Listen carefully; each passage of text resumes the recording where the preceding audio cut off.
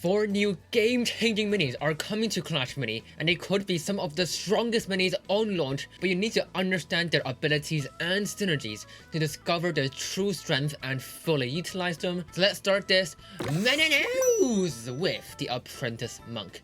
He is a free elixir melee mini, and he has a clash ability that silences enemy minis for 3 seconds 5 tiles in his lane, which means he disables enemy KO, super, and clash abilities. So if the giant skeleton dies within 3 seconds, he won't drop the bomb.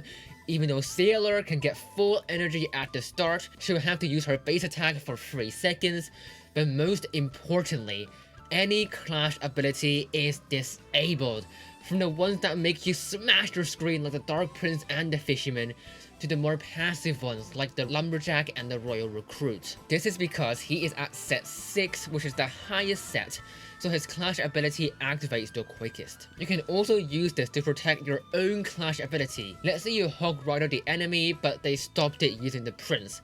Now you just stop their prince using your Apprentice Monk, so your Hog Rider can jump again. The first star doubles the silence duration to 6 seconds. Now you're getting 0 value with this versus clash abilities, but versus supers and KOs this could be useful, like getting rid of the giant skeleton bomb. For his second star, he silences the enemy's abilities for 3 seconds every 3 hits. This could be great versus units like the Countess, Wavemaster, and the Wavemaster Jr., so they can't escape with their super, and this can pair very well with Dissipate, so not only can the enemy not use the super, but they'll also have to attack even more to get back the energy for it. And also, side note, this paired with the Diffuser's third star is just stunning the enemy without the stun animation, because the enemy can't attack or cast abilities. The third star gives him plus 30% attack speed for the whole round for every mini that his clash ability hits,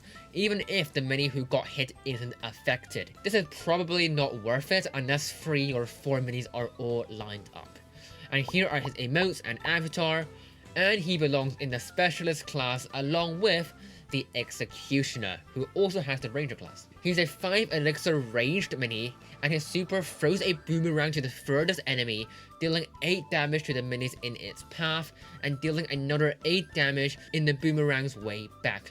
So basically, 16 damage. And the boomerang isn't small either. You'll almost definitely hit an additional 1 or 2 minis. But no matter how close the furthest enemy is, the boomerang will always travel very far, so the super itself takes like 2 seconds. And for the 2 people out there that are saying that this isn't enough damage, the first star increases that to 14, so basically 28 damage counting the way back. And for the 0.1 person out there saying that this isn't enough damage, the second star is a boast ability, and it gives him free energy and heals 10 HP.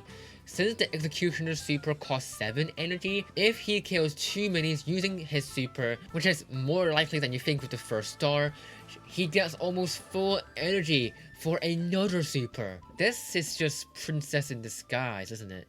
I mean, 5 elixir ranged dual class mini with area control supers that deal massive damage, with upgrades that make the damage even more ridiculous, and the upgrades that make them charge their supers faster? Look at me and tell me this is a fever dream. For the third star, the Executioner's attacks will straight up kill the target if the target's HP is under 20%.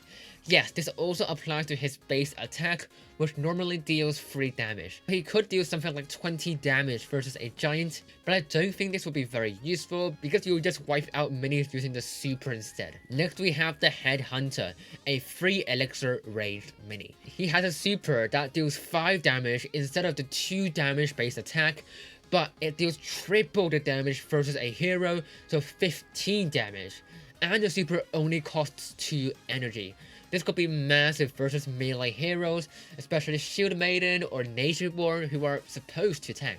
The first star makes the super pierce, but the projectile is quite small, like a magic archer shot, so you need to place him at a very specific spot to make this work, but it could be worth it paired with the second star, which makes the super dissipate 2 energy. So the Shield Maiden can't even get her super to reflect back the damage, for example. For the third star, if the Headhunter kills the hero, he gets double the damage and plus 50% attack speed for the rest of the round, which means triple the damage output, which is a good way to compensate for the decrease in value after the hero is dead. And he belongs in the rogue class, so he can deal even more damage, especially versus heroes. And here are his emotes and avatar. Last but certainly not least, we have the Inferno Warden. She is a 5 elixir ranged mini and has a super that deals 2 damage to a mini, but this increases by 2 damage every 0.5 seconds for 3 seconds. So it goes from 2 damage, then 4, then 6, 8, 10, 12, and all of that adds up to a total of 42 damage. If she kills the mini in the middle of her super, she retargets mid-super, but the damage build up starts again from 2. The first star doubles the super duration to 6 seconds, and the damage increases during that period as well. So it's 14 damage and then 16, 18, 20, 22, and 24. And all of that adds up to a whopping 142 damage. So you can basically guarantee that this will kill a mini and probably killing a second mini as well. The only mini that can realistically survive this is a 3-star giant at round 5 with 165 HP. And the second star gives her 50% more damage if the target has more than 50 HP. So her base attack is 3 damage and the super damage scales by 3 as well. But this star is probably not necessary because you'll kill those minis anyway with the first star super. But if you want to get rid of the enemies even quicker, the third star gives her instant super at the start. So your Shield Maiden is gone in like the first 5 seconds. Why does the dev team love to give energy related stars to 5 elixir minis with broken supers? We may never know. And she's also in the mage class, and that buffs her damage even more, and that includes the scaling up of her super. Here are her emotes and avatars, and I'm sure you will have lots of fun with that. Well, that is if you unlock her, because now the maximum collector level is increased even more to 165. But even if you can't get any of these minis in the near future, there are still some very interesting balance changes, and no minis from the Holy Guacamole tier are nerfed? What is happening right now? Well, at least the Hog Rider isn't getting nerfed, which means this video about how pros take full advantage of him is still fully relevant and useful.